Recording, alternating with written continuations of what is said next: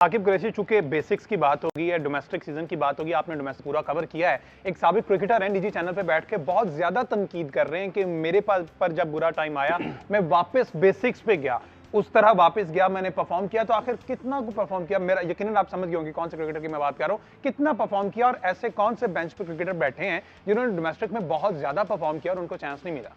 देखें, जिन क्रिकेटर की आप हमजा बात कर रहे हैं ना, उनकी डोमेस्टिक में परफॉर्मेंस अच्छी है। अच्छा, ठीक। अगर बहुत गंदी नहीं है तो बहुत अच्छी भी नहीं कह सकते, लेकिन अच्छी है। लेकिन उनमें मसला ये आ रहा है कि उनको लाना किसकी जगह पे है, सबसे ज्यादा उनका मसला ये है, क्योंकि वो टॉप ऑर्डर बैटर है।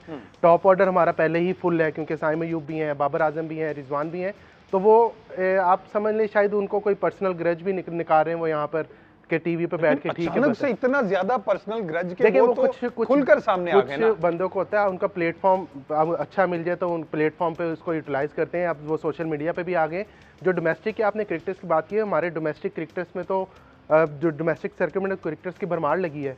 सिर्फ हमें उनको लेके आना है। जब वहाब रियाज चीफ सेलेक्टर हैं होते थे, कामरान अकमल के साथ बैठते थे, मैंने उनसे सवाल किया कि आपने इन लड़कों को क्यों ड्रॉप किया।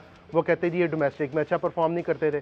अगले सीजन में वही लड़के आपके प्लेइंग 11 में आते थे। फिर जब सलमान अली आगा, वो आपको एक याद हो, साहबजादा फरहान, उन्होंने डोमेस्टिक में इतना अच्छा परफॉर्म किया, उनको न्यूजीलैंड के खिलाफ सीरीज़ खिलाई, 6ठे नंबर पर उनको खिला दिया और डोमेस्टिक में वो ओपनर परफॉर्म करते थे। तो डोमेस्टिक में हमारे लड़कों की भरमार पड़ी है, लेकिन आप उनको चांस देंगे तो लड़के निकलेंगे। यहाँ पर तो डोमेस्टिक के लड़के आपकी क्रिकेट छोड़ के यूएसए शिफ्ट हो रहे हैं। यहाँ पर तो कामरान गुलाम एक मैच में सेंचुरी बनाता है, अगला मैं फाइनल इसलिए नहीं खेलता, वो ये कह के छोड़ देता भाई मैं सेंचुरी बनाऊंगा तो मुझे फिर नहीं लेके जाएंगे। तो ये सारी चीज़ें जो है डोमेस्टिक के वाले से बड़ी खतरनाक है। अब डोमेस्टिक क्योंकि हमारे अब खुरम नियाजी साहब आए हैं, उनके साथ जुनैद ज़िया साहब लगे हुए हैं, लेकिन अभी तक कुछ लग नहीं रहा कि आपकी कोई नई प्रोडक्ट तैयार हुई है। हाँ, अगर कोई प्रोडक्ट तैयार भी हुई है तो उसको यूटिलाइज कैसे करना है, तो इसको यूटिलाइज करने वाले अभी हमारे मेरा ख्याल क्रिकेट बोर्ड में नहीं है। तो उम्मीद करता हूं कि सर्जरी जो होनी है वो जरा इधर भी हो जाए। बिल्कुल। अच्छा डॉक्टर साहब, जिस तरह की बात की आकिब ने कि बहुत से क्रिकेटर्स को प्लेटफॉर्म जब बड़ा मिल जाए तो वो उसको कुछ अच्छे तरीके से यूटिलाइज करते हैं उस प्लेटफॉर्म को, कुछ बिल्कुल बहक जाते हैं। अब पिछले 2-3 दिन में इस तरह की बड़ी खबरें, एजाज अहमद ने एक निजी प्रोग्राम में बैठ के पख्तून भाइयों के लिए कुछ अल्फाज इस्तेमाल कर दिए, प्लस कामरान अकमल ने सिख कम्युनिटी के लिए कर दिए, और इसी तरह हम इस क्रिकेटर की जो बात कर रहे हैं इन्होंने भी कुछ इस तरह से किए।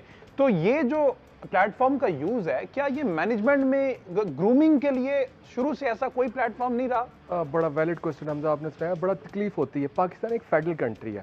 पाकिस्तान में पहले इतनी डिवाइड है, पहले इतनी रिफ्ट है, आप नेशनल हीरो हैं। एजाज अहमद ने तकरीबन 16 साल पाकिस्तान को रिप्रेजेंट किया है। फ्रॉम नॉट 1985 में डेब्यू करते हैं, उनके 55 टेस्ट में 1100 है, 200 प्लस वनडे है।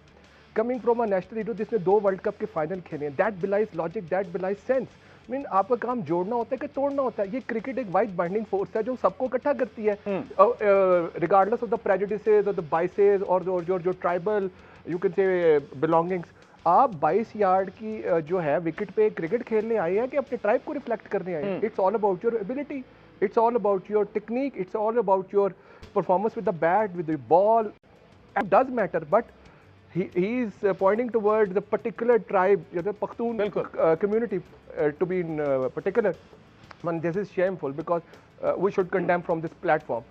इस चीज़ में थोड़ी आपके चैनल की वजह से कहूँगा, पाकिस्तान एक यूएन का सिग्नेटरी है कि हम रेशियल डिस्क्रिमिनेशन को कंडेम करते हैं। बिल्कुल, it is a sort of a racial you can say blur on our you can say on our national image. इस तरह नहीं करना चाहिए था एजाज अहमद को, बड़ी रिस्पॉन्सिबल। और खिलाड़ी ठीक है, अगर परफॉर्म नहीं कर पा रहे तो आप उनकी परफॉर्मेंस को, उनके मेथड को, उनकी टेक्निक को आप ज़रूर क्रिटिसाइज़ करें। बार उनकी जो है वो जो बेल्ट है जिस प्रॉविंस से वो बिलोंग कर रहे हैं, this is very very ridiculous approach. और जो फर्स्ट क्लास का जो हमारे मौजूद पैनलिस्ट ने उठाया, उसमें मेरे 3 नाम मेरे जहन में आते हैं। उस्मान सलाहुद्दीन काफ़ी अच्छे से परफॉर्म कर रहे हैं, सिलेक्टर्स का वो इत्मीनान हासिल करने में काम। कामरान गुलाम है। समी असलम एक नाम था, वो टेक्निकली बड़े करेक्ट थे, वो छोड़ के यूएसए चले गए and it is an alarming factor for us. Fawad Alam कोई ढका छुपा नाम नहीं, season after season he kept on amazing hundreds, he kept on scoring runs, he was the leading run scorer from 2016 to 20। 4 साल वो किसी लेकिन फवाद आलम को चांस मिला, लेकिन इंटरनेशनली वो उस तरह से उस चांस को अवेल नहीं कर सके।